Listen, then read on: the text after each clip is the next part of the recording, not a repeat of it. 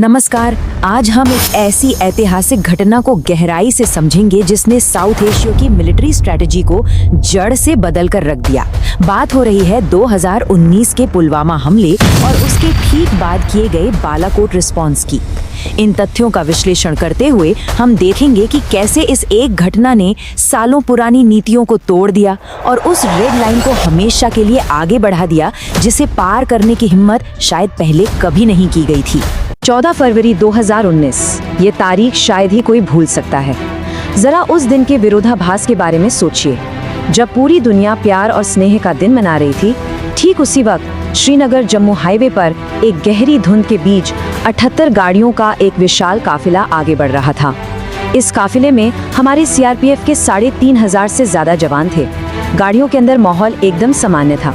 कोई अपनी छुट्टियों की बात कर रहा था तो कोई अपने घर परिवार की, जिनसे वो महीनों से नहीं मिले थे। लेकिन फिर दोपहर के ठीक 3:15 पर पहाड़ों की वो शांति एक खौफनाक धमाके से चकनाचूर हो गई। एक लाल रंग की स्कॉर्पियो जिसमें 300 किलो विस्फोटक भरा हुआ था, वो सीधे 76th बटालियन की बस से जा टकराई। धमाका इतना भयंकर था कि उसकी गूंज मीलों दूर तक गई और बस एक पल में वो सारी बातचीत, वो सारे सपने धुएं और बारूद में बदल गए। चलिए इस पूरी घटना की गहराई में चलते हैं और समझने की कोशिश करते हैं कि इस त्रासदी ने कैसे सब कुछ बदल कर रख दिया। इस हमले का जो असर था वो बस शब्दों में बयान नहीं किया जा सकता। हमारे 40 बहादुर जवान तिरंगे में लिपटे लकड़ी के ताबूतों में घर वापस लौटे। ये सिर्फ एक नंबर नहीं था, ये 40 परिवार थे, 40 दुनियाएं थीं जो उजड़ गईं। इस मानवीय क्षति ने पूरे देश में एक भारी शोक की लहर दौड़ा दी और सच कहूं तो वो शोक बहुत जल्दी एक ऐसे आक्रोश में बदल गया जो इससे पहले कभी नहीं देखा गया था। अब सबसे बड़ा सवाल जो दिमाग में आता है वो ये कि दुनिया के सबसे हाई सिक्योरिटी वाले इलाके में 300 किलो विस्फोटक आखिर पहुंचा कैसे?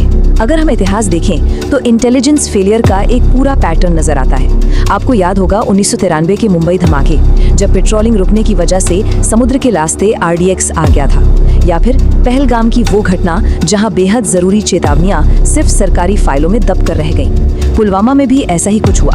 जनरल अलर्ट तो थे, लेकिन कोई भी ऐसा सॉलिड इंटेलिजेंस इनपुट नहीं था जिस पर तुरंत एक्शन लिया जा सके। अब हम थोड़ा पीछे चलते हैं और देखते हैं कि ऐसी घटनाओं पर पहले हमारी सैन्य रणनीति क्या हुआ करती थी। अगर हम इस क्षेत्र के पिछले कुछ दशकों पर नजर डालें, चाहे वो 1999 में कंधार का विमान अपहरण हो या 2008 के 26/11 मुंबई हमले और फिर 2019 का पुलवामा, हर बार जब भारत ने रणनीतिक संयम यानी स्ट्रेटेजिक रेस्ट्रेंट दिखाया तो दुश्मनों के हौसले और बढ़ गए। ऐसा लगा जैसे हमारे संयम को हमारी कमजोरी मान लिया गया हो। वो पुराने फैसले हमारी पुरानी नीति की कड़वी हकीकत बयां करते हैं। 1999 में हमें 176 निर्दोष यात्रियों को बचाने के लिए मसूद अजहर को छोड़ना पड़ा। 2008 में हमें उस अल हुसैनी जहाज की सटीक लोकेशन पता थी, फिर भी कोई स्ट्राइक नहीं हुई। और सबसे बड़ी विडंबना देखिए, उसी मसूद अजहर ने आगे चलकर जैश-ए मोहम्मद बनाया जिसने पुलवामा हमले को अंजाम दिया। लेकिन पुलवामा के बाद संयम वाली वो पुरानी किताब हमेशा के लिए बंद कर दी गई। दिल्ली में बंद दरवाजों के पीछे कैबिनेट कमेटी ऑन सिक्योरिटी की 2 घंटे की एक बेहद अहम मीटिंग हुई और वहां से ऊपर से एक बहुत ही साफ और सख्त निर्देश आया। दोषियों को ऐसी कीमत चुकानी होगी जिसकी वो कल्पना भी नहीं कर सकते। ये एक बहुत बड़ा ऐतिहासिक पल था दोस्तों, क्योंकि आजाद भारत के इतिहास में पहली बार भारतीय वायुसेना को एक्शन लेने की पूरी आजादी दी गई थी। अब हमें सिर्फ डिफेंस नहीं करना था, हमें प्रहार करना था। इस जवाबी कार्रवाई का ब्लूप्रिंट बहुत ही दिलचस्प है। इसके लिए 1971 के ऑपरेशन ट्राइडेंट से प्रेरणा ली गई, जहां हमारी नेवी ने सीधा कराची पोर्ट को उड़ाया था और साथ ही उरी के बाद हुई 2016 की सर्जिकल स्ट्राइक से भी। लेकिन इस बार का टारगेट कुछ और ही था। ये POK यानी पाकिस्तान अधिकृत कश्मीर नहीं था, ये सीधे पाकिस्तान के अंदर उनकी मेन लैंड में मौजूद बालाकोट का जैश-ए मोहम्मद कैंप था। पाकिस्तान के अंदर घुसकर मारना ये इस बात का सबसे बड़ा सबूत था कि अब एक रेड लाइन पार हो चुकी है। तो चलिए अब सीधे ऑपरेशन बालाकोट के एग्जीक्यूशन पर आते हैं और समझते हैं कि इसे अंजाम कैसे दिया गया। अब इस स्लाइड को जरा ध्यान से देखिएगा, क्योंकि ये टैक्टिकल लेवल पर एक मास्टर क्लास है। 26 फरवरी की सुबह 3:30 बजे 12 मिराज 2000 फाइटर जेट्स ने बॉर्डर पार किया।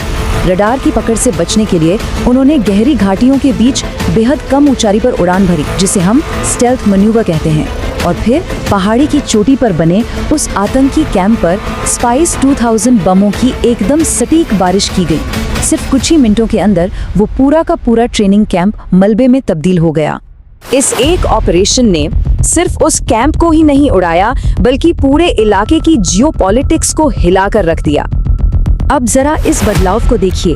पुरानी नीति क्या थी? बस कड़ी निंदा करना, यूएन में बातचीत करना और फिर खामोश बैठ जाना। लेकिन ये जो प्रोएक्टिव डिफेंस की नई नीति थी, ये बिल्कुल अलग थी। हमने सिर्फ एयर स्ट्राइक ही नहीं की, बल्कि सिंधु जल संधि पर कड़ा रुख अपनाया और व्यापार भी रद्द कर दिया। तो मुद्दा ये है कि भारत ने अपनी रक्षा के लिए सैन्य ताकत और आर्थिक झटके दोनों का भरपूर इस्तेमाल किया और इसी ने पूरे पावर डायनेमिक्स को पलट कर रख दिया। लेकिन इन सब रणनीतिक और कूटनीतिक बदलावों के बीच हम उस भारी कीमत को नहीं भूल सकते जो हमारे देश ने चुकाई है। जब आप नेशनल वॉर मेमोरियल पर शहीदों के परिवारों को सम्मान ग्रहण करते हुए देखते हैं तो दिल में एक अजीब सी उदासी होती है, लेकिन साथ ही एक गहरा गर्व भी महसूस होता है। पुलवामा ने हमें रुलाया जरूर, हमारे सैनिकों और उनके परिवारों पर इसका बहुत भारी भावनात्मक असर पड़ा, लेकिन बालाकोट की उस प्रतिक्रिया ने ये साबित कर दिया कि भारत अपनी राष्ट्रीय गरिमा से कोई समझौता नहीं करेगा। ये उन परिवारों के जज्बे और पूरे देश के अटूट साहस की कहानी है। तो कुल मिलाकर इस न्यू रेड लाइन का असल मतलब क्या है? इसका सीधा सा मतलब है चुपचाप सहने की नीति को छोड़कर एक बेहद कड़े, अप्रत्याशित और प्रोएक्टिव सैन्य एक्शन की तरफ बढ़ना। दुनिया की तीसरी सबसे बड़ी इकोनॉमी बनने की राह पर खड़ा भारत अपनी मजबूत सेना के साथ अब ये साफ कर चुका है कि वो संयम की पुरानी स्क्रिप्ट पर अब और काम नहीं करेगा। इस पूरे विस्तृत विश्लेषण के बाद मैं आपके लिए एक बड़ा और अहम सवाल छोड़कर जा रहा हूँ। क्या पीओके में मौजूद आतंकी लॉन्च पैड्स को पूरी तरह से खत्म किए बिना आतंक का ये चक्र कभी सच में रुक सकता है? क्या ये नई नीति कोई परमानेंट सॉल्यूशन है या फिर बस एक नई और जटिल कूटनीतिक वास्तविकता की शुरुआत? इस पर विचार जरूर कीजिएगा। आज के इस एक्सप्लेनर में बस इतना ही। हमारे साथ जुड़ने के लिए आपका बहुत बहुत धन्यवाद।